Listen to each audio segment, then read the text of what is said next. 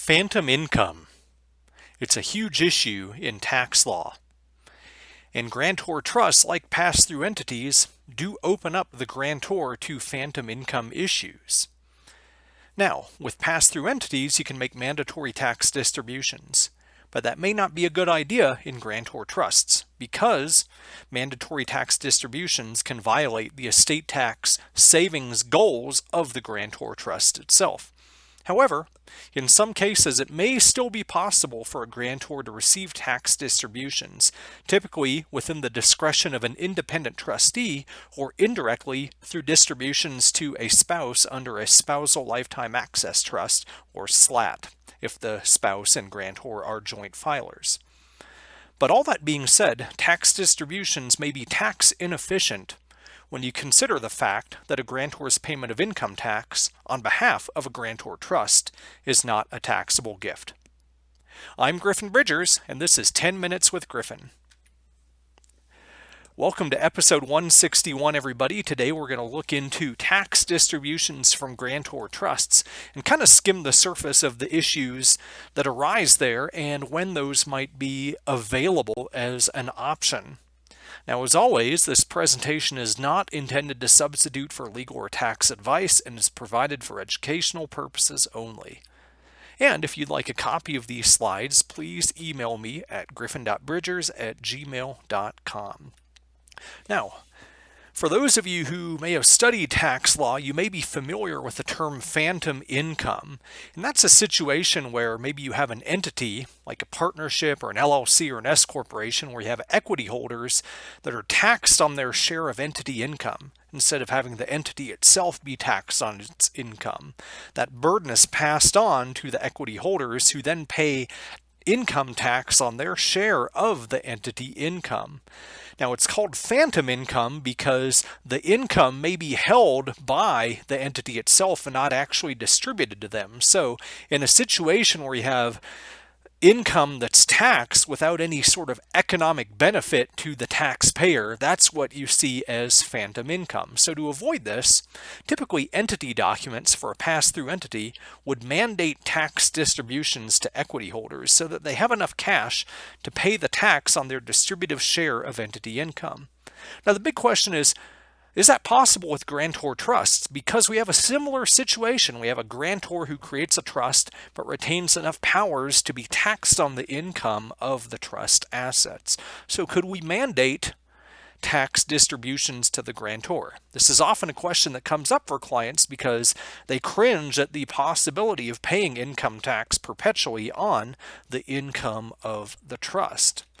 But within a grantor trust itself, it's typically set up as an irrevocable trust, and it's designed intentionally, in many cases, to keep the grantor from benefiting personally from the trust. That's especially the case in a situation where there's an estate tax savings mechanism that drives the goals of the trust itself. You're trying to remove assets from the grantor's gross estate. Now, that's taken away if the grantor can personally benefit from the trust, because in that situation, upon death, the grantor's retained interest in the economics of the trust and the income would cause all of the trust assets to be included in the grantor's gross estate at their date of death fair market value, which would typically include any post-gift or post-transfer growth in the value of those assets. So because of that, it's not a good idea to build in mandatory tax distributions to the grantor for their share of the income tax on that trust. And similarly, you could look to whether the trustee has the discretion to make such a distribution instead of making it mandatory. But a lot of times in a grantor trust, you're going to have a related individual, like a family member, acting as trustee.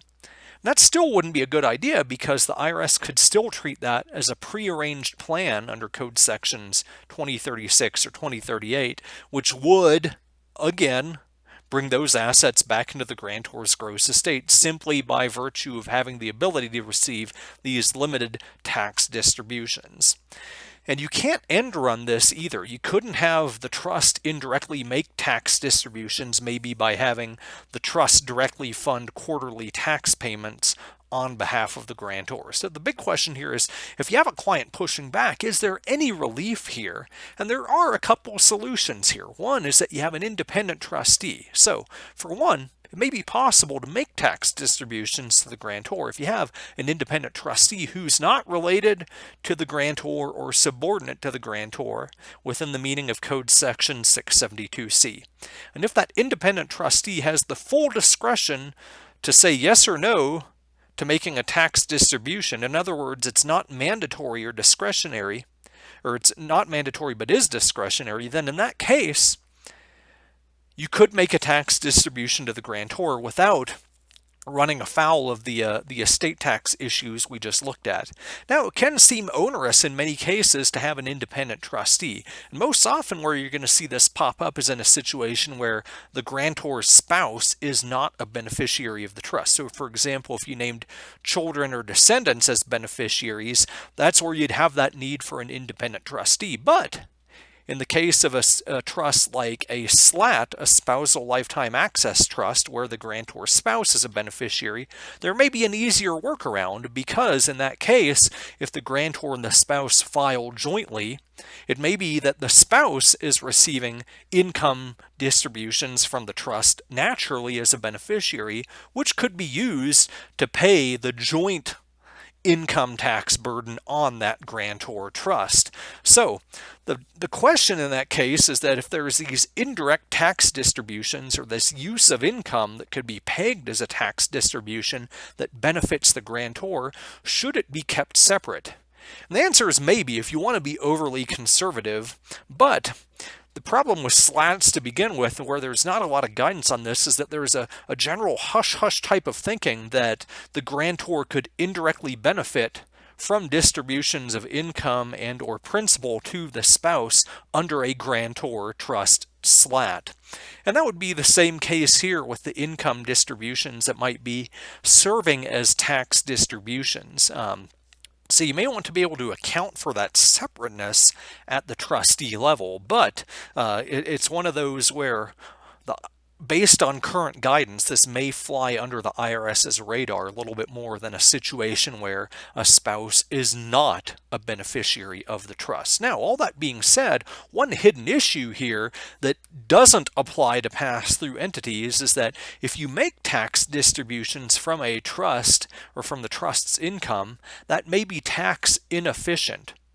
What we want to do here is really have the grantor use their own funds to pay the income tax on the income of the grantor trust. Why? Because that serves as a way to reduce the grantor's gross estate without gift tax liability and without using any gift or estate tax exclusions, because the IRS has ruled that the payment of income tax on behalf of a grantor trust by the grantor is not treated as a gift to the trust beneficiaries.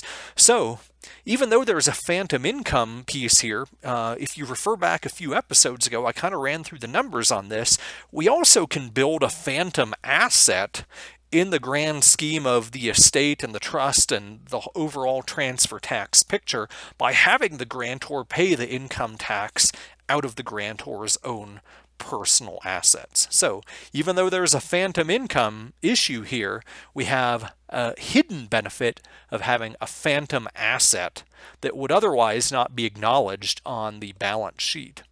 So with all that being said, it may not be a good idea to just carte blanche say in a trust that there's no possibility of tax distributions. As long as you say it's discretionary in the authority of an independent trustee to make these types of distributions, that should be good enough.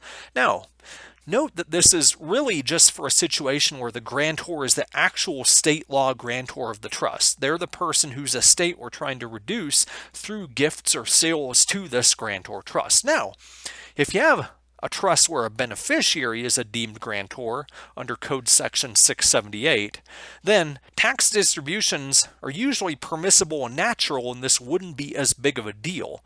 But in either case, it's still important to note that it may be inefficient from a gift and estate tax perspective to apply trust assets instead of the grantor's own personal assets or the grantor beneficiary's own assets to the payment of income tax.